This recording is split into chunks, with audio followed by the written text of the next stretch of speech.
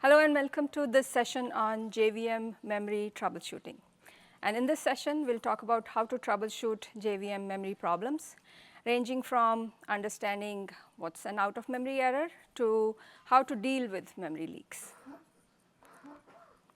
So one clarification here, this talk will not cover human brain related memory problems. And of course, you guessed it right, this is AI generated image. My name is Poonam Parhar. I am a senior product manager in the Java platform group. And you must be wondering why a product manager is presenting a talk on JVM memory troubleshooting. Well, I have been a JVM sustaining engineer for a number of years. And given my expertise in GC related area, here I am presenting a talk on JVM memory troubleshooting. So we'll start with taking a look at the Java process memory details, what all memory areas are included when we talk about process memory layout of a Java application. And then we'll switch to going over various kinds of memory problems that we might encounter with Java applications. We'll also explore different troubleshooting approaches, what diagnostic data should be collected, what tools are available to understand, analyze that data. And lastly, since no talk is complete without mentioning AI these days, I will share a simple troubleshooting assistant that I have been experimenting with recently. All right, so what's included in a Java processes memory? First one is the GC managed memory pool. And this includes Java heap. This is the space where Java objects are allocated. In your Java application, when you say, new this object, it goes into the Java heap space. The next one in this GC managed memory pool is metaspace and compressed class space. This space was also known as permanent generation in JDK 8 and prior versions of JDK. Next, we have non-GC managed space. We also, so here, the first one is code cache, which is the storage space for JIT compiled code. Then there is JVM runtime memory. So this is the space where allocations done by JVM go. Allocations required for internal functioning of the JVM by different subsystems of the JVM, such as GC, compiler, runtime. And lastly, we have native memory. And this is the memory area where direct allocations using malloc, mmap are allocated from. And these allocations can come from your application, through JNI, JVMTI, or directly from using Java APIs, for example, NIO, direct allocations, or direct byte buffer. And one thing we need to remember that Java objects in our Java heap might hold references to allocations in native memory, which means it is the responsibility of the Java code or application to make sure that we release those references appropriately. Now, symptoms of memory problems. Memory problems can present themselves with various symptoms, and some of the most common ones are out-of-memory error. Application might fail, or thread, if it is not a critical thread and a thread encounters out-of-memory error, it might continue running. Unexpected memory growth, and application might observe slowness or non-responsiveness, or what we call poor performance of the application. And these symptoms are ordered from being the most obvious to being more subtle. It's easy to spot an out-of-memory error. It's right there. But to understand that an application might be having poor performance because of underlying memory problems, we require deeper investigation. Now, how these memory problems can manifest. They can show up as long garbage collection pauses, or there could be excessive garbage collection cycles that the application is going through.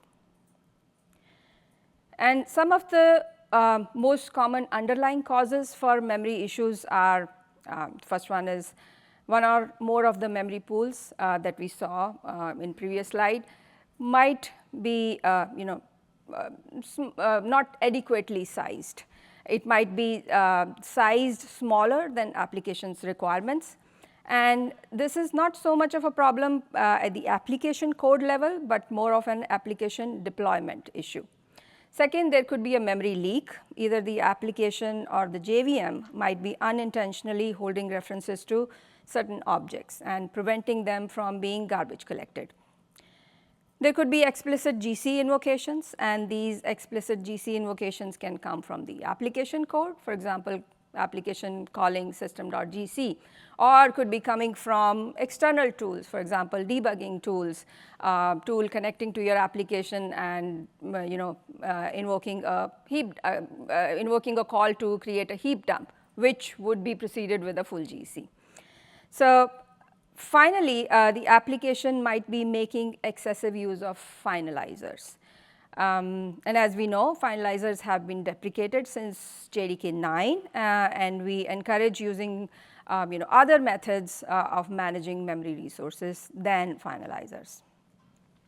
All right, let's go a bit deeper to understand these three different kinds of memory problems: out-of-memory error, memory growth, and poor performance. So what's an out-of-memory error? It simply means that JVM has run out of memory. It doesn't have memory available in one of those memory pools available to proceed further with the execution. And GC is not able to reclaim any space, there's no room available, and this error is thrown when JVM cannot proceed further. Now, with Java applications, we can encounter out-of-memory error for Java heap, when Java heap space gets filled up, for permanent generation, metaspace, or compressed class space, when these spaces get filled up, or for native memory. Okay, so this example shows an out-of-memory error for the Java heap space. Here, an object is being allocated to be added to an array list, and the object allocation fails because the Java heap does not have any empty space available, and therefore an out-of-memory error is thrown. Another example for native memory out-of-memory error. In the first example, the JIT compiler is attempting to allocate a chunk pool, which is its internal structure, and when that allocation request failed, an out-of-memory error was thrown. In the second case, the JVM runtime is not able to complete allocation from native memory for creating a new thread. So JVM needs memory resources for thread creation as well. And when that request, memory allocation request failed, an out-of-memory error was thrown. So these examples are for native memory out-of-memory errors. And if you note, there is no clear distinct message printed. As in the previous case, you can see this out-of-memory error is for Java heap space. But in this case, you might encounter different messages for error, and those messages depend on where the allocation failure is coming from. For example, in the first case, it is the JIT compiler, the second case, the runtime, which failed to create a new thread. Okay, so second problem, unexpected memory usage growth. Here we can see two kinds of usage patterns. The first one is the continuous memory growth, and the second one is we see usage spikes. In case of the continuous memory growth, if the application continues running, eventually it might fail with an out-of-memory error. In the second case, the application might keep running forever, but this suggests that we should pay attention, we should investigate if this memory pattern, usage pattern is causing any underlying performance issues, right? Need to look at code, why this pattern exists and what's causing these spikes. Now, this screenshot shows memory growth in the Java heap space, particularly in the old gen space. With every GC event, the old gen space occupancy is increasing, and if this trend continues, the application will eventually fail with an out-of-memory error for Java heap space. Now, example of hidden performance issue because of memory problem. This chart shows that the metaspace usage first grows to around 14 megabyte and then it drops to around 10 megabytes. Here classes are being loaded and then unloaded at every full GC. This means that we should be paying close attention to which classes are being loaded and unloaded. And if it is the same set of classes being loaded by different class loaders, that means a change in the code, application code is required so that those classes stay loaded. There is no need to, if the application logic does not require them to be loaded again and again, there is no need for them to be unloaded. And this suggests that there is an underlying performance issue. Okay, now let's consider a few diagnosis approaches for troubleshooting memory issues for Java heap, metaspace, and native memory. Now, for Java heap, first monitor your Java heap usage over time. Try to invoke full GCs, and if those explicit full GCs are not able to create more room in your Java heap, which means the heap might be sized too small, try increasing the heap size with XMX option. And even after increasing the heap size, the problem persists, you still see unexpected memory growth or performance is slow, there could be a memory leak. So similar approach for metaspace, monitor metaspace and compressed class space usage over time. Try to invoke full GCs, and if those full GCs don't help, try to increase metaspace size. If that also doesn't help, there could be a memory leak. And a note here, for permanent generation, which is there in JDK 8 and versions prior to JDK 8, there are similar options, perm size and max perm size to adjust the size of the permanent generation. Now, for native memory, what is the approach that we should take? As we learned that native memory out of memory error is thrown when JVM is not able to allocate from for its internal functioning, or JNI or JVMTI is not able to allocate from the native memory area. These spaces are this native memory allocations are not managed by the JVM, which means either the current process, which you are Java process which you are looking at, or other processes on the system are eating up your native memory resources. So try to make room for the current process by reducing Java heap space, metaspace, compressed class space, try to reduce the number of threads or their thread stack sizes, and see if more native memory becomes available for the process. If that doesn't help, there could be a native memory leak in the application. Okay, so once we have confirmed that there might be a memory leak that we are dealing with, we need to collect more data. So collecting and analyzing the right kind of diagnostic data is important in order to deeply understand memory issues, particularly memory leaks. Now, let's take a look at some of the key diagnostic data and how to analyze it. So here's a list of important diagnostic data that can help us tackle memory problems. These diagnostic data are not listed in any order of importance. Their importance and relevance depends on what kind of problem we are trying to deal with and we are trying to understand. So GC logs, heap dumps, heap histograms, Java write recordings, and NMT output, the first 5 ones, are generated by the JVM. And these can help us in getting more understanding about JVM managed memory spaces. The last two, data from OS monitoring tools such as PS, STOP, or PMAP, and even core files which are generated when a process crashes, or you can connect to a process and take its memory snapshot. These two are helpful in understanding native memory usage of a Java process and understanding if there is a memory leak in the native memory area. Okay, let's start with GC logs. Now, as we all know, GC logs contain information about heap and metaspace usage, and they are helpful in figuring out the optimal sizes for various memory pools of a Java process. GC logs help us see if there are any frequent GCs or long GC pauses in our application that might be impacting the performance of the application. Now, how do we collect GC logs? For JDK 9 and later versions, we use an option called xlog. It's a unified logging option. With G1 GC, we recommend using GC plus phases at debug level, because that outputs G1 phases related important information in GC logs.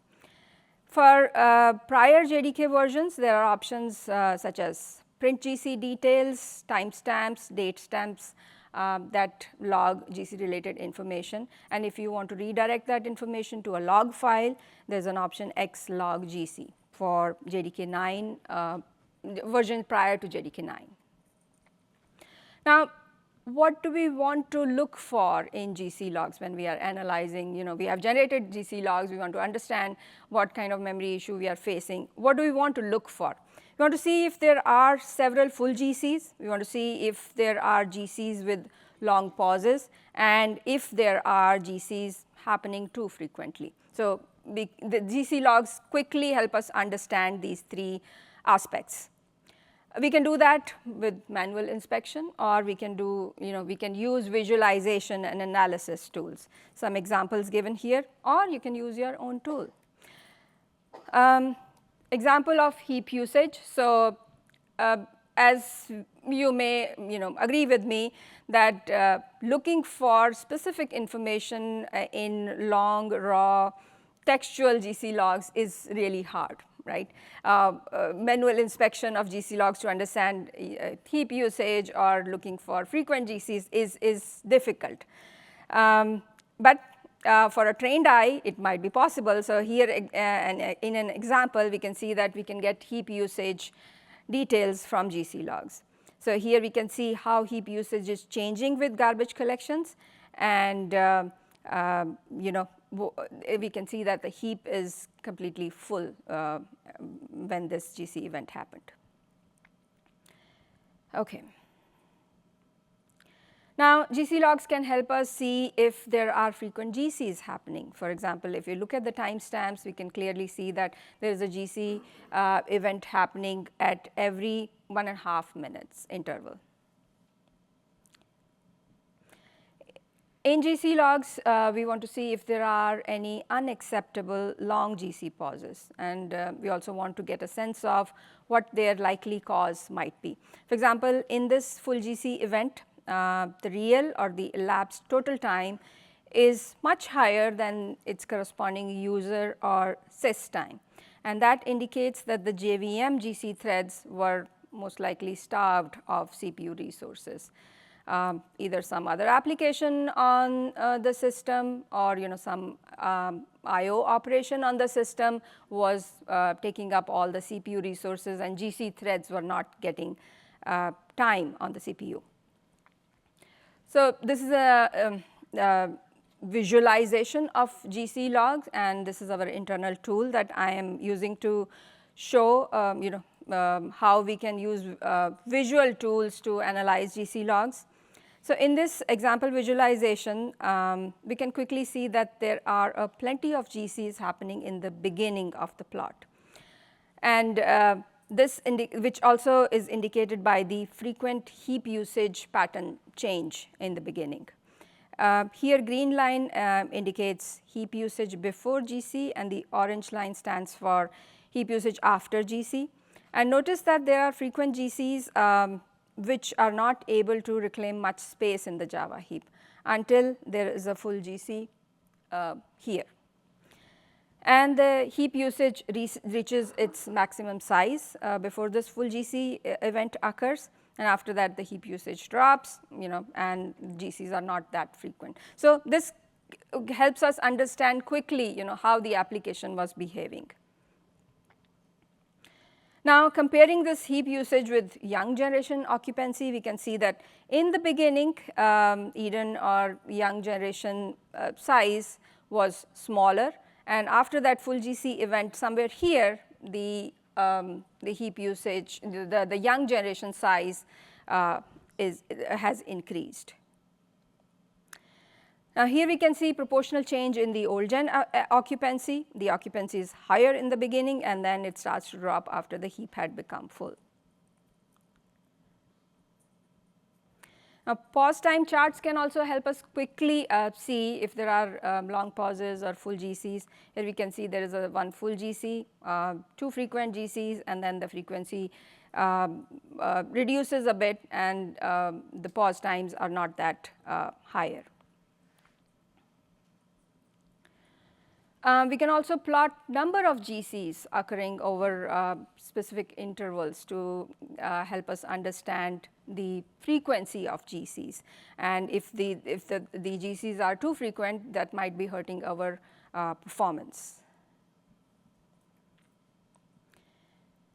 Okay, the point here is this visualization tool and the information available in GC logs is really helpful in understanding, what might be going wrong. Here, in the beginning, young generation size is too small. Maybe if we set a minimum size or minimum ratio for the young generation, we can avoid these frequent GCs.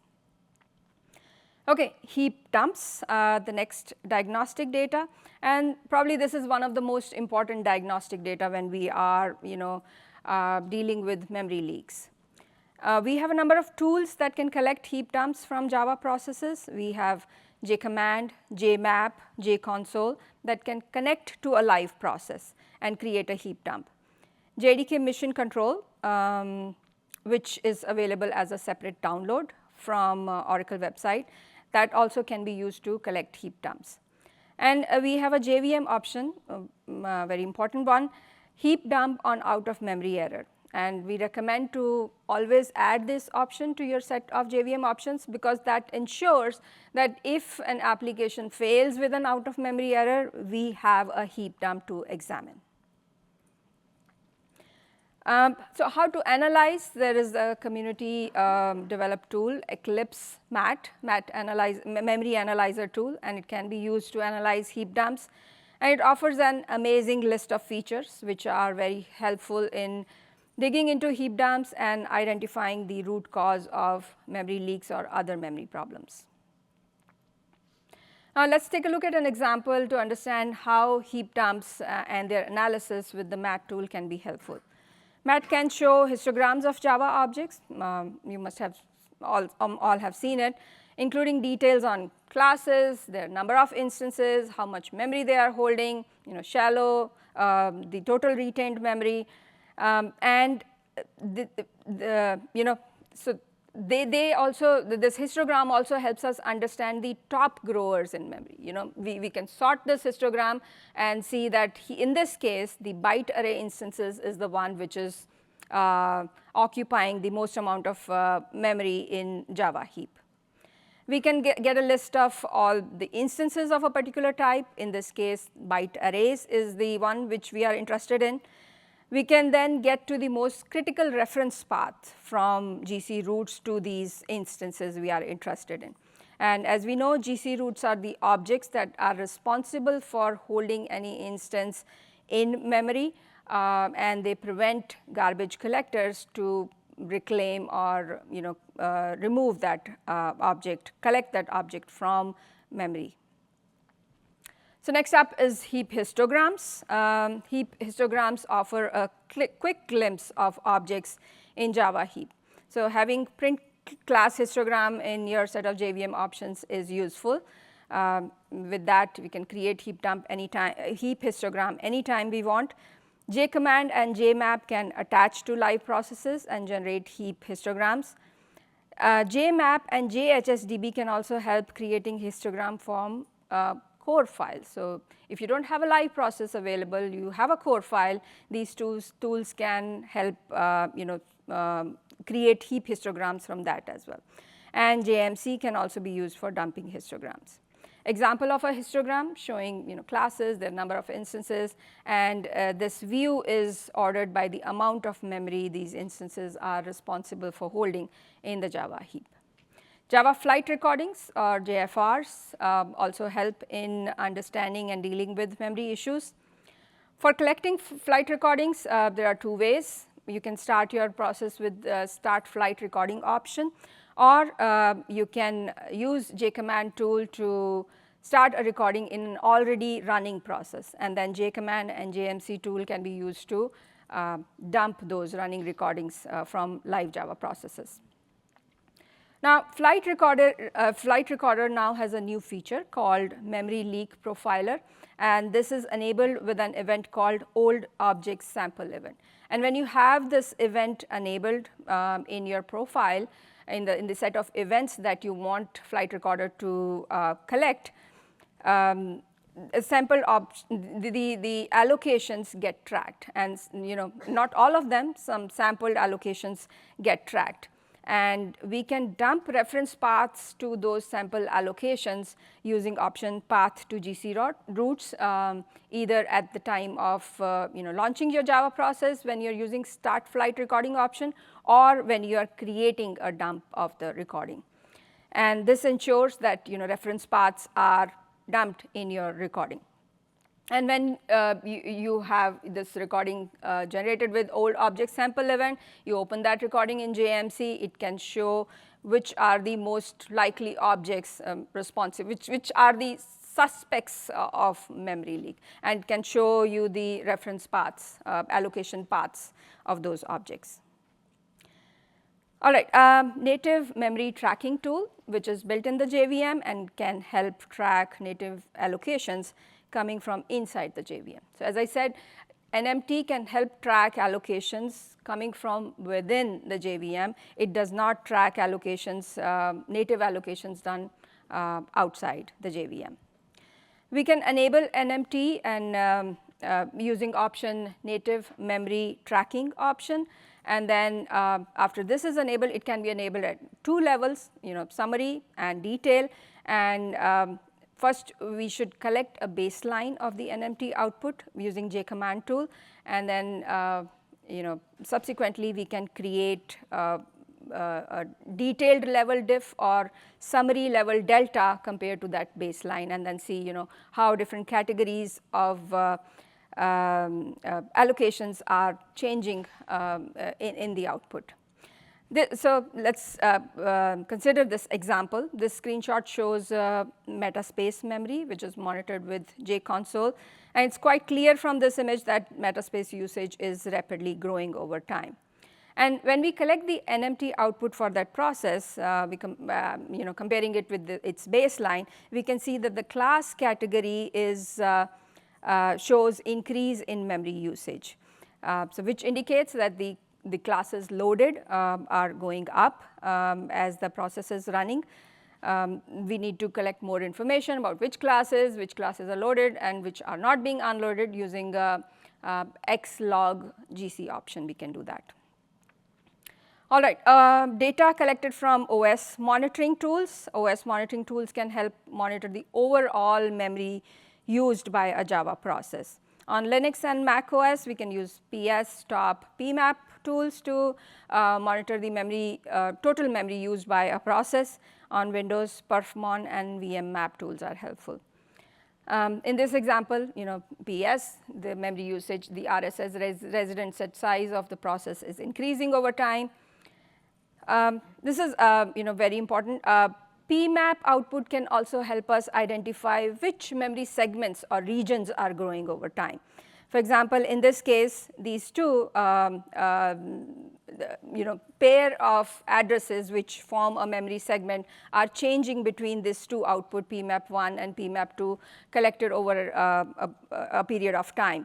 And in this case, we can see that memory location, the allocations at memory location 75000,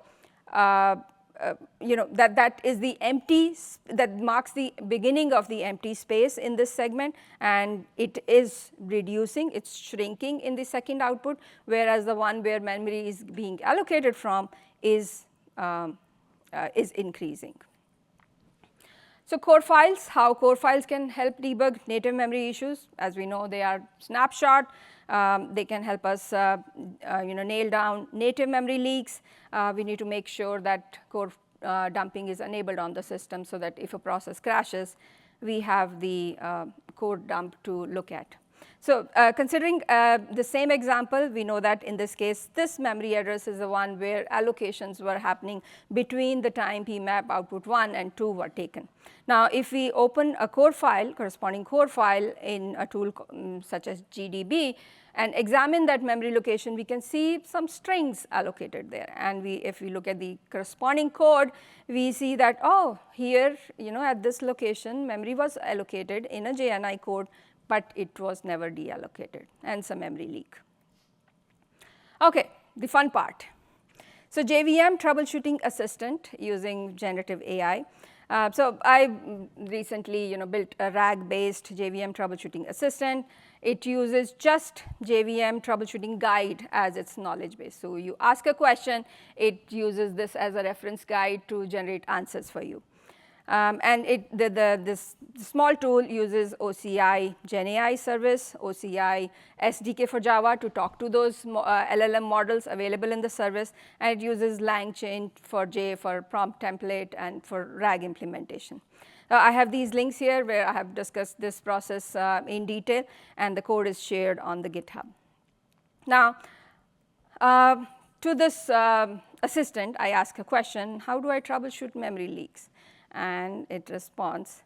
So basically, what I have been talking for the last 45 minutes, it just answers with that response. Now, so here if you see, it asks me, do you have a follow-up question? Do you want to know more about any specific topic?